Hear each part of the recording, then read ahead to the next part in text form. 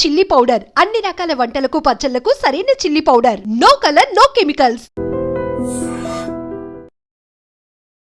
ఇప్పుడు అంతా హీరో సెంట్రికే కదా సార్, సినిమా ఇండస్ట్రీయే. ఇప్పుడు సినిమా తీయడమే కథానాయకుడి చుట్టూ అల్లే కథలు ఎక్కువగా. నేను చెప్పాను కదా, కాలం మారిపోయింది. అది సార్, ఇప్పుడు మాయాబజార్ 100 days ఫంక్షన్ బజార్లో దుర్గా కళామందిరంలో చేశారు నా చిన్నతనాలు.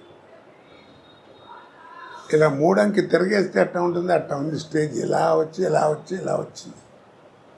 ఏంటంటే ఈ చివరేమో రంగారావు, ఈ చివర ఆర్ నాగేశ్వరరావు కూర్చున్నారు, మధ్యలో ఇంటి రామారావు అన్నారు. ఈ నాగేశ్వరరావుని ఎవరిని చూడలేదు, ఎవరు అందరి టైం కూర్చున్నారు పొట్టిగా.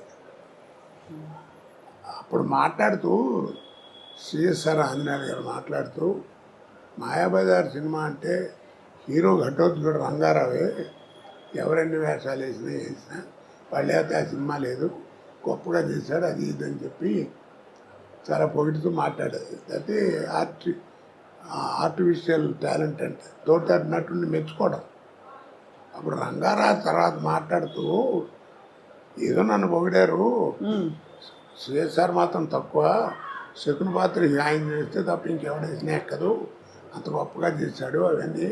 ఒక్క మాట అండి ఏమీ లేదు, I'm a personality artist, is a performance artist అన్నాడు. నా పర్సనాలిటీ అడ్వాంటేజ్ ఆయనకి లేదు, కానీ ఆయన అలా చేశాడంటే ఏంటి, గొప్ప విశేషం కాదు. మరి ఆ సహృదయత, ఆ నమ్రత అన్నీ ఉండే ఆ రోజుల్లో అంటారా సార్? అంటే దాన్ని ఏమంటారంటే ప్రొఫెషనల్ ఎథిక్స్. మనం కూడా చేయాలి, అలాంటి వేషం చేసి డబ్బులు సంపాదించాలనుకునేవారు, కానీ ఆడికి రాకూడదు నాకు రావాలి అనుకునేవారు కాదు. అలా గర్వపడి పాడు చేసుకునే వాళ్ళే అందరూ, పోయిన వాళ్ళందరూ.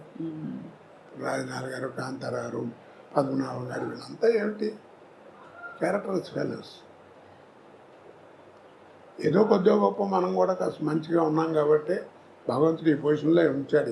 వాళ్ళు దారి తప్పారా సార్? అంటే వాళ్ళు డబ్బులు చాలా పోగొట్టుకున్నారని విన్నాం సార్. దారి తప్పడం అంటే అదే, డబ్బులు ఉన్నాయంటే ఆ నటుడిగా పేరులో ఉన్నట్టే కదా, ఆ పేరు తప్పారు, ఆ రూట్ తప్పారు. మనం అందుకే దిక్కుమాలిన అంటాం. దిక్కుమాలిన అనే పదం ఎక్కడ లేదు. దిక్కుమారిన నువ్వు వాళ్ళందరూ నడిచే దిక్కు కాకుండా వేరే దిక్కులో నడుస్తున్నాడు, అందుకని వాడు బతికట్టా ఉన్నాడు. అలాగే ఊరేగింపు అంట, ఊరేగింపు ఎక్కడ లేదు. ఆ రోజుల్లో ఏంటంటే నాకు 58 ఏళ్ళు లేదు పెళ్ళి.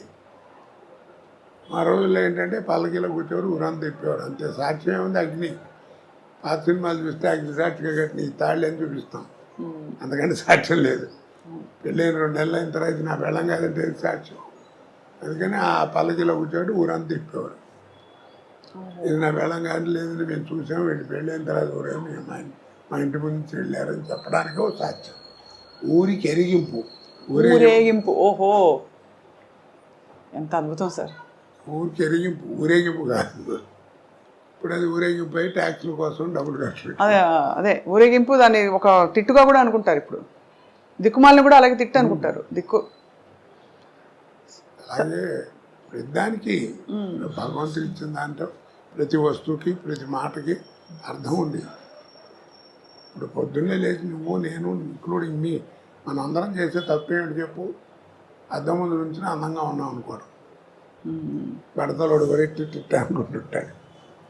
ఆడవాళ్ళు ఏదో కట్టని సాధన కట్టని ఇలా దూకుని అలా దూకుని చీరలు కట్టుకుని కదా. అందుకు కాదు, నా మొహాన్ని మచ్చ ఉంది, నా మచ్చ నాకు కనపడదు. ఒరే శ్రీనివాసరావు నీ మొహాన్ని మచ్చ ఉందిరా అని దోశ నాకు అనిపించకుండా, ఆ ఛాన్స్ నీకు ఇవ్వకుండా స్వాతికి, నా మచ్చని నేను చూసుకుని సర్దుకుని తుడుచుకుని బతకడం కోసం భగవంతుడు ఇచ్చిన గ్రేట్ ఇన్స్ట్రుమెంట్ మీరు రారు అనే దృక్పథంతో అర్థం ముందు నుంచో ఈ మనసు ఎలా ఉంటుంది, అది నేర్చుకోవాలి.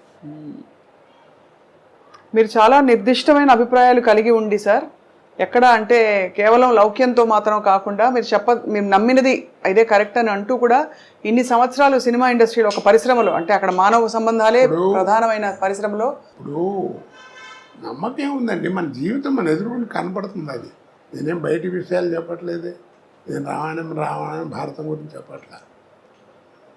ఒక రోజున ఒక అతను మామూలుగా మాట్లాడుతూ నాతో కొలీగ్ లేవు పనిచేసినవాడు, ఒక రోజు ఏదో మాట్లాడుతూ జీవితం అంటే టెన్షన్గా ఉందన్నాడు. జీవితం అంటూ టెన్షన్ ఎందుకురా, ఫైనాన్స్ ఏమన్నా తెచ్చి అదేం లేదు, టెన్షన్ వస్తాను తక్క, పిల్లలందరూ ఉద్యోగాలు చేసుకున్నారు, నాకేం లేదు, ఏమిటో నాకు తెలియదురా, జీవితం అంటే టెన్షన్గా ఉంటుంది అన్నాడు.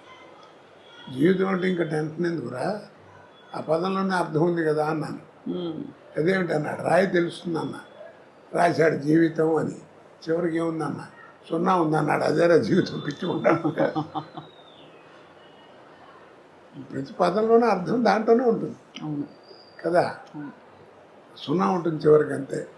పెద్దలు పోతే పుణ్యాత్తులు పోతే పూర్ణం అంటారు, నాలంటే అర్భవుడు పోతే శూన్యం అంటారు, అంతే తేడా. కాబట్టి దేవుడు ఉన్నాడు లేడు అంటారు. నారా తాతారావు గారిని పేరు విన్నావా ఎప్పుడన్నా? నార్ల తాత విన్నాను సార్, విన్నాను. పద్మభూషణ్ ఇచ్చారు ఆయన, పెద్ద గ్రేట్ ఇంజనీర్. అవును అవును. ఆయన పేరుతో ఇప్పుడు మనకి బెజవాడ వెళ్తుంటే ఇబ్రహీంపట్నం దగ్గర రింగ్ రోడ్ దగ్గర నారా తాతారావు థర్మల్ స్టేషన్ అని ఉంటుంది. అంత పెద్ద గౌరవం ఉన్నవాడు, విద్వత్ ఉన్నాడు. రామారావు టైంలో ఎలక్ట్రిసిటీ బోర్డు చైర్మన్ కూడా చేశాడు. ఆయన ఎందుకు ఇచ్చారు మరి నీకు ఇంత బిరుదు అని అడిగామనుకో, ఏమంటారు, నేను కరెంట్ క్రియేట్ చేశానంటాడు. కరెంట్ క్రియేట్ చేశాను, కరెంట్ లేకపోతే ప్రపంచం లేదు ఇవాళ, తెలుసు కదా నీకు. అవును. మరి ఆయన దగ్గరికి వెళ్ళి కరెంట్ క్రియేట్ చేశారని కదా నీకు ఇంత ఇచ్చారు, మరి నీ పిల్లలు లేరంట కదా అన్నావు అనుకో, ఎవరు చెప్పాడు రేడు మా పెద్దబాయ్ అంటాడు. మరి ఇది వాడి క్రియేషనేగా. అవును. మరి నీ కొడుకుని చూపించావు కదా, ఇది నీ క్రియేషను. మరి కరెంట్ కానీ నీ క్రియేషనే కదా, నీకు ఇంత గౌరవం అందుకే జరిగింది. ఆ కరెంట్ చూపించమని అడగని చూపిస్తాడేమో, చూపించగలడా? కాబట్టి దీంట్లో అర్థం ఏంటి, the power which is created by you, the power which is created by you, which you cannot see, which you cannot touch, that power is a god. అది నువ్వు అల్లా అనుకో, జీసస్ అనుకో, ఏమనుకుంటావు అనుకో, power is a god, G O D god. Such a beautiful revolution sir, మీరు చెప్తుంటే నిజమే అనిపిస్తుంది కదా సార్. చెప్పగలడా? చూపించలేడు. అక్కడ దాకా ఎందుకు పోనీ అంత ఎక్స్ప్లెనేషన్ అక్కడ simple. Without x there is no mathematics. అవునా? ఎక్స్ లేదే మ్యాథమెటిక్స్ లేదు. అవును. వాట్ ఈజ్ ఎక్స్ చెప్పండి, వాట్ ఈజ్ ఎక్స్? మనం ఏదిస్తే అదే. ఎక్స్ బదులు వై పెట్టు, వాట్ ఈజ్ వై? నువ్వే క్రియేట్ చేసావు దాని గురించి చెప్పలేవు. The power which is created by you, which you cannot see and touch, that power is a god. వాడే భగవంతుడు. అందుకే రూపాలను ఊహించుకు పెట్టుకోవడం తప్ప మనం ఎవరు చూడలేదు. ఈ డిస్కట్లు ఊరికే 8 నిమిషాలు ఉంటాయి, 7 గడ్డాలు ఉంటాయా, ఇవన్నీ పిచ్చి మాటలు. ఎవరి తత్వం వాడిది, నా నమ్మకం అది. అవును. నేను దేవుడి ధ్యానం చేసుకునేటప్పుడు నేను జయమాలితో జ్యోతిలక్ష్మితో బోలు సినిమాలు చేశాను. నాకు వాళ్ళ జ్ఞాపకం రాకుండా మనసులోకి, అందుకని ఏదో ఒక విగ్రహం పెట్టుకుని దేవుడు అనుకుని కాన్సన్ట్రేషన్ కోసం పెట్టుకుంటున్నాను. అంతేగాని నాకు నేను చూశాను వాళ్ళతో తిరిగాను కాదు దేవుడితో. ఎట్ట మర్చిపోతాం?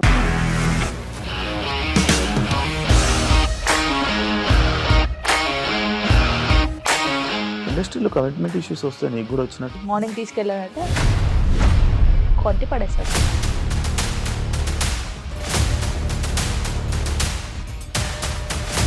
ఒక్కళ్ళు కూడా చూడలేదు ఈ సినిమా అని చెప్పడానికి కూడా చాలా ధైర్యం కావాలి. అది నిజం కదా, దాంట్లో ధైర్యం ఏంటి? ఇది నెక్స్ట్ డే ప్లేట్ మార్చేస్తే తప్పు కదా. As of now we are comfortable this అని నేను అనుకుంటున్నాను. రష్మిక గారిది మీది ఒకే ఊరు అంట కదా.